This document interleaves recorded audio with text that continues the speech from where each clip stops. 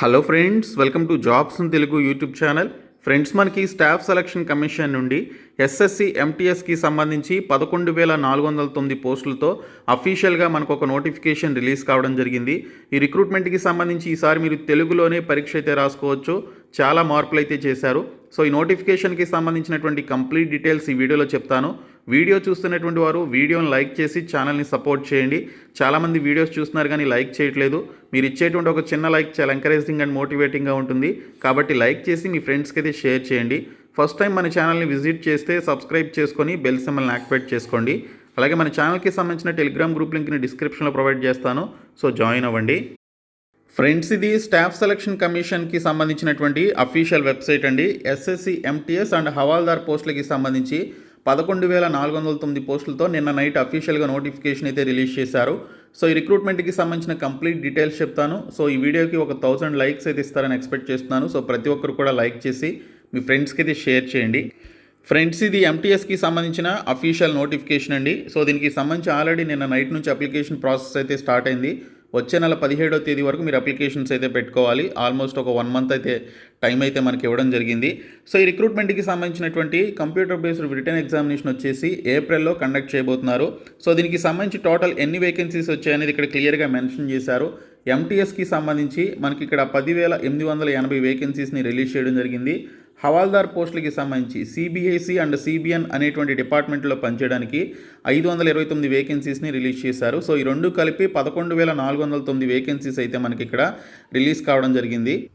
ఈ పోస్టులకి సంబంధించి ఫిజికల్లీ హ్యాండిక్యాప్డ్ కూడా అప్లికేషన్స్ అయితే పెట్టుకోవచ్చండి. ఆల్ ఇండియా సిటిజన్స్ అందరూ కూడా అప్లై చేసుకోవడానికి ఎలిజిబిలిటీ అయితే ఉంది. సో ఈ పోస్టులకి సంబంధించి మీరు అప్లై చేయాలి అంటే మనకి పర్టికులర్ డిపార్ట్మెంట్లని బేస్ చేసుకొని ఎంటీఎస్ అండ్ హవాల్దార్ పోస్టులకి సంబంధించి కొన్ని డిపార్ట్మెంట్లో పోస్టులకి 18 నుంచి 25 సంవత్సరాల వయసు ఉండాలి.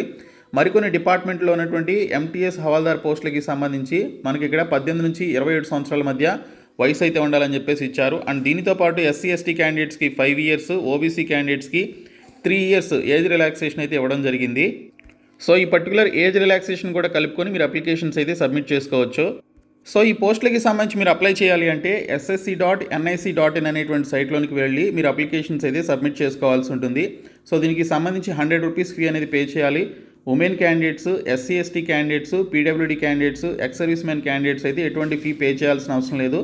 ఫ్రీగా అప్లై చేసుకోవచ్చు. మిగిలినటువంటి ఓసీ, ఓబీసీ అండ్ ఈడబ్ల్యూఎస్కి సంబంధించిన మేల్ క్యాండిడేట్స్ ఎవరైతే ఉన్నారో వారు మాత్రమే ఈ పర్టికులర్ అప్లికేషన్ ఫీ 100 రూపీస్ అనేది పే చేయాల్సి ఉంటుంది.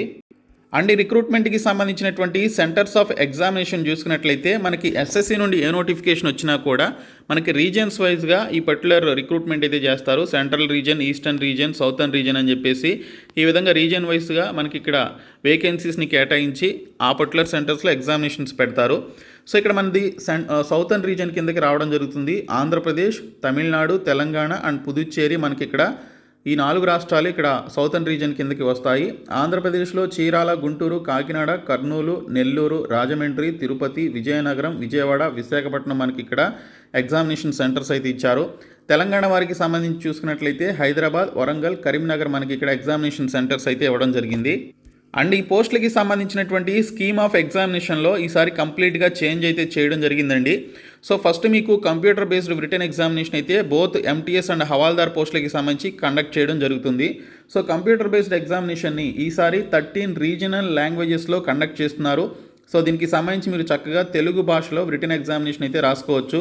Only single stage computer based written ఎగ్జామినేషనే కండక్ట్ చేస్తున్నారు. సెకండ్ స్టేజ్ ఆఫ్ ఎగ్జామినేషన్ అయితే ఈసారి లేదు, అది క్యాన్సిల్ చేశారు.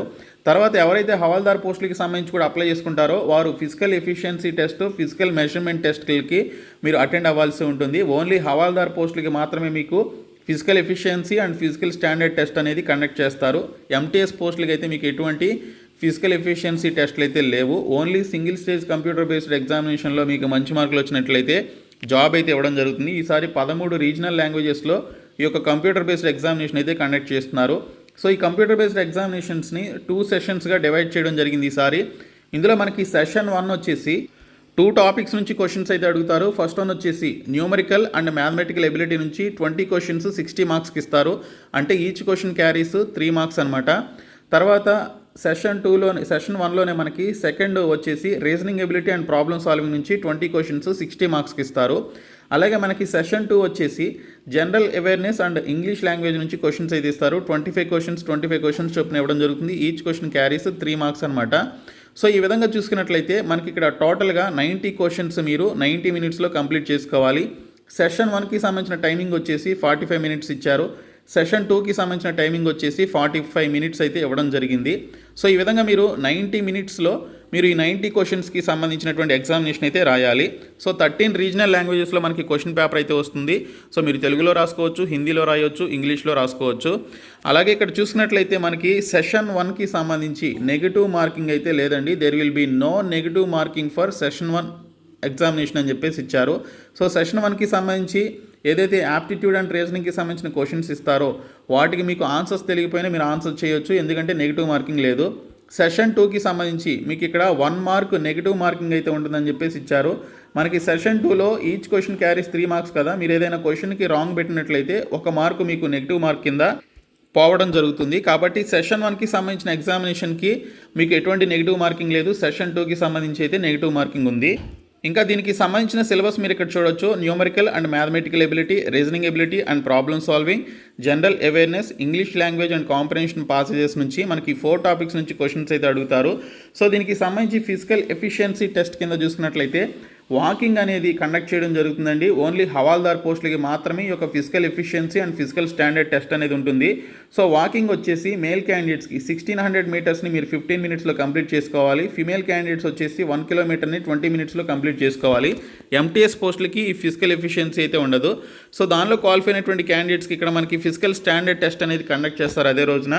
సో ఇక్కడ మేల్ క్యాండిడేట్స్కి వచ్చేసి 157.5 సెంటీమీటర్స్ హైట్ ఉండాలి. చెస్ట్ వచ్చేసి 81 సెంటీమీటర్స్ ఫుల్లీ ఎక్స్పాండెడ్ అని చెప్పేసి ఇచ్చారు. ఇంకా ఫిమేల్ క్యాండిడేట్స్కి వచ్చేసి హైట్ వచ్చేసి 152 సెంటీమీటర్స్, వెయిట్ వచ్చేసి 48 కేజీస్ వెయిట్ ఉండాలని చెప్పేసి ఈ విధంగా ఫిజికల్ స్టాండర్డ్స్కి సంబంధించి ఇవ్వడం జరిగింది.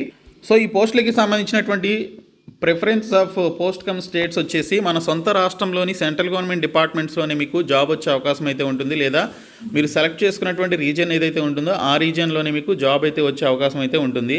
సో ఈ విధంగా మనకి అఫీషియల్ నోటిఫికేషన్ అయితే వచ్చింది. ఎంటీఎస్ పోస్టులకి సంబంధించి మీరు క్వాలిఫై అవ్వాలి అంటే రిటన్ ఎగ్జామినేషన్లో యూఆర్ క్యాండిడేట్స్కి 30%, ఓబీసీ ఈడబ్ల్యూఎస్ క్యాండిడేట్స్కి 25% అండ్ అదర్ క్యాండిడేట్స్కి 20% ఆఫ్ మార్క్స్ అయితే రావాల్సి ఉంటుందని ఇక్కడ క్లియర్గా మెన్షన్ చేశారు.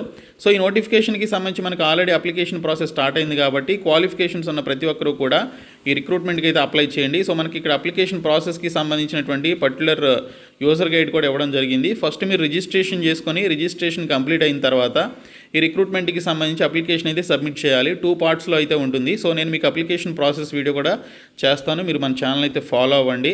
సో ఈ వీడియోని మీ ఫ్రెండ్స్ అందరికీ షేర్ చేయండి, మన ఛానల్ సబ్స్క్రైబ్ చేయండి. Thank you so much guys.